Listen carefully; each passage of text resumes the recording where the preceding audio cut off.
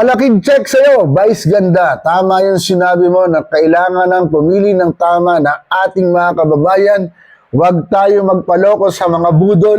At bumoto kayo ng tama. Yes. Huwag nang magpapaloko, ha?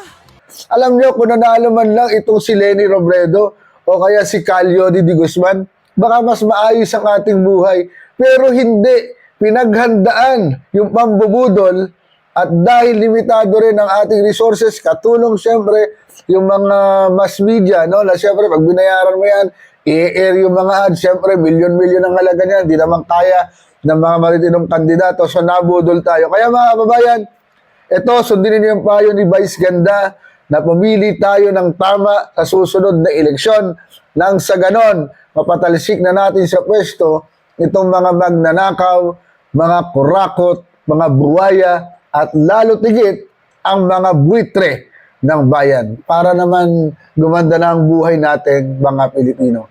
And magkaroon tayo ng bansa na we truly deserve, isang bansang mayaman sapagkat mayaman naman po talaga ang Pilipinas. Saludo sa iyo, Vice Ganda, mabuhay ka, padayon.